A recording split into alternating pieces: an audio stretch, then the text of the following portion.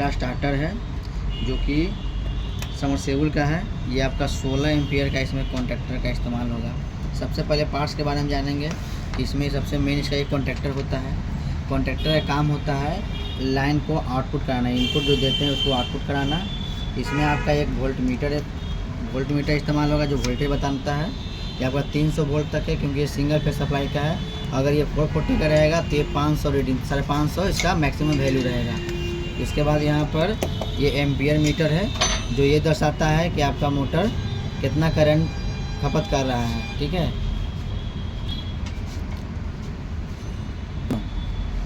ये भी ampere metre है, वोल्ट मीटर है। और ये आपका digital volt meter and ampere दोनों इसी में आएगा। ये आपका एनालॉग कहलाता है क्योंकि ये कांटा से बताता है, और ये डिजिटल है, इसमें आपको वोल्टेज भी बताएगा और एम्पियर भी बतलाएगा। शुरुआत के समय में क्या करेगा, ये वोल्टेज बताता है कितना वोल्टेज आ रहा है। जैसे ही मोटर ऑन होगा तो यहाँ पर एम्पियर लिखना शुरू कर देगा। लेकिन इस वाले मीटर में क्या है कि पहले वोल्टेज चेक करना है, तो वोल्टेज के लिए यहाँ पुश बटन होता है, बटन दबाइएगा तो वोल्टेज बताएगा, छोड़ेंगे तो वोल्टेज बताना बंद कर देगा। उसके बाद जैसे ही मोटर को ऑन करते हैं तो यहाँ एम्पियर बताना शुरू कर देता है। ये एक 5 पिन कनेक्टर है जहाँ पे समरसेबुल का 3 तार जुड़ता है और 2 फेज न्यूट्रल। यहाँ पर जो डायग्राम बना है PN और RYB, P का मतलब फेज होता है, N का मतलब न्यूट्रल होता है। यानी यहाँ पे आपको 220 वोल्ट सप्लाई देना है। और ये जो RYB है, R पर रेड होता है, समरसेबुल का जो रेड वायर रहेगा वो रहेगा, ये येलो वायर हो गया और ये ब्लू वायर हो गया।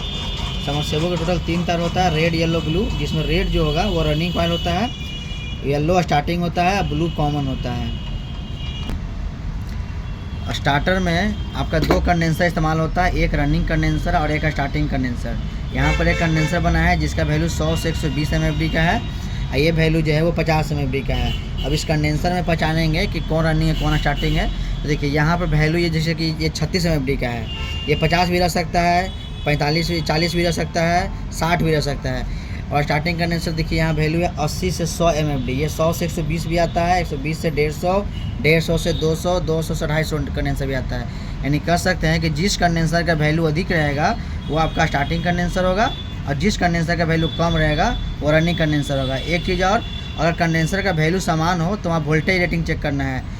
आपका स्टार्टिंग कंडेंसर का जो वैल्यू होता है वो 230 वोल्ट होता है मैक्सिमम वोल्टेज, और जो रनिंग कंडेंसर होता है वो 440 तक होता है, 440 वोल्ट तक होता है। तो वोल्टेज से अगर तुलना करते हैं तो रनिंग कंडेंसर का वोल्टेज अधिक होता है और स्टार्टिंग कंडेंसर का वोल्टेज कम होता है। और अगर MFD की बात करें तो रनिंग कंडेंसर का MFD कम होता है और स्टार्टिंग कंडेंसर का MFD ज़्यादा होता है। फिर इसमें यूज होगा आपका 2 स्विच होता है, एक ऑफ स्विच एक ऑन स्विच। ऑफ स्विच का क्या है कि दबाने पर मोटर को बंद कर देता है, और ये ऑन स्विच क्या है कि दबाने पर मोटर को ये चालू करता है। जिसमें टोटल 4 पॉइंट होते हैं, इसमें टोटल आपका 2 पॉइंट होते हैं। ये MCB है। MCB दिया जाता है कि मोटर में ओवरलोडेड हो, जैसे ये आपका लगाया हुआ है 20 एम्पियर का, यहाँ पे आपको 16 एम्पियर का इस्तेमाल करना है। अगर ये एम्पियर ज़्यादा लेता है तो मोटर ट्रिप कर जाता है। मोटर प्रोडक्शन के लिए लगाया गया है। इसमें क्या होता है, 2 पॉइंट होता है, एक होता है इनपुट, एक होता है आउटपुट।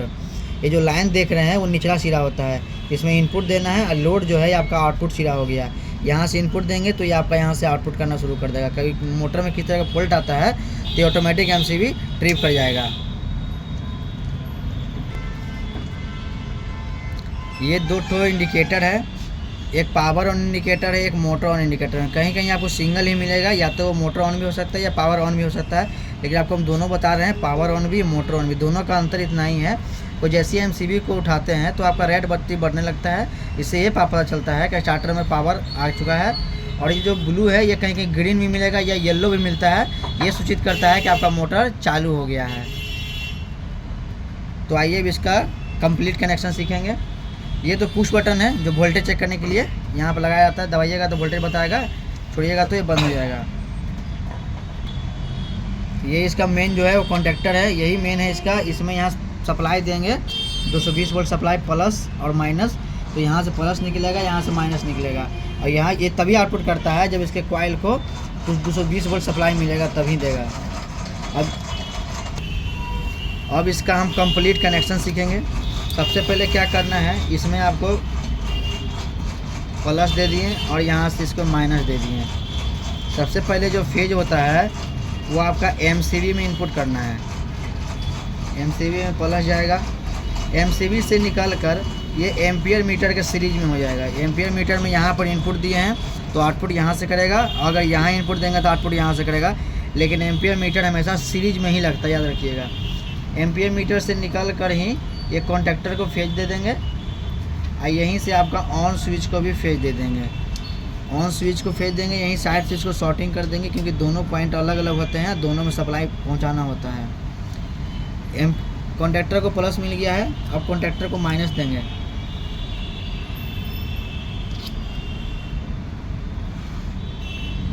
$220 वोल्ट सप्लाई कॉन्टैक्टर को मिल चुका है। यहीं से क्या करना है कि कॉइल को माइनस दे देंगे। अब जो प्लस देना है वो ऑन स्विच से होते हुए आएगा।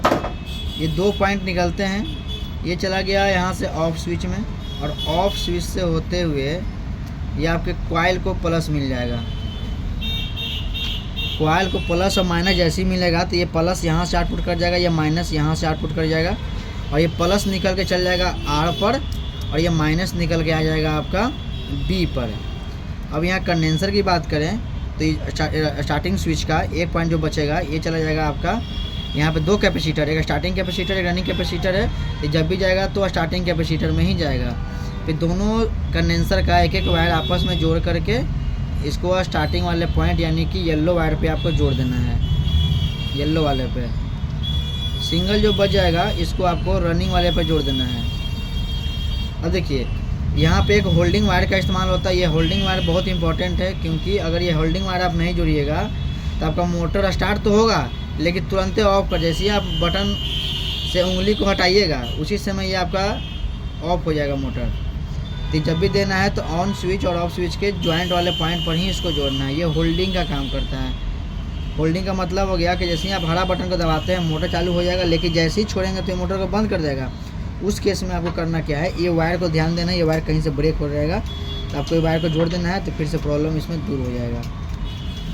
आपका मोटर इतना पे चलना शुरू हो जाएगा। लेकिन वोल्ट मीटर ज़रूरी है क्योंकि वोल्टेज पता होना ज़रूरी है। इसके लिए प्लस जो है एमसीबी से उठा कर दे देंगे पुश बटन में। अब पुश बटन से होते हुए आपको वोल्ट मीटर को प्लस मिल जाएगा।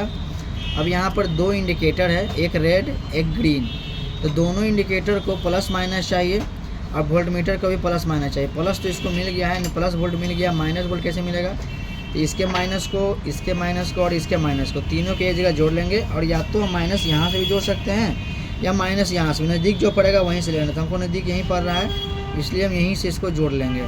इससे क्या हो गया कि माइनस वोल्ट इससे भी मिल गया और माइनस वोल्ट इसे भी मिल गया और माइनस वोल्ट वोल्ट मीटर को भी मिल गया। जैसे ही प्लस माइनस दोनों मिलेगा ये कांटा यहाँ पर इस तरह से भागेगा और यहाँ बता देगा कि यहाँ कितना वोल्टेज आ रहा है, 220 वोल्ट 230 वोल्ट आ रहा है। तो इसी तरह से, और इसमें आपका बच गया इसका फेज, इसका फेज। तो पावर उनका मतलब हो गया कि एमसीबी उठाएंगे और ये बत्ती बढ़ जाएगा, तो इसको जब भी फेज देंगे तो हम एमसीबी के पास से ही देंगे। एमसीबी के पास से इसको प्लस वोल्ट मिल गया।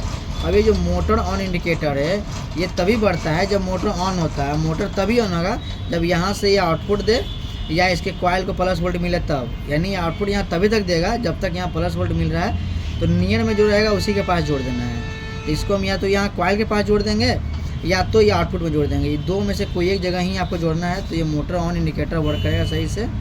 तो इसी प्रकार आपका कनेक्शन कंप्लीट हो गया सिंगल फेज सबमर्सिबल स्टार्टर का।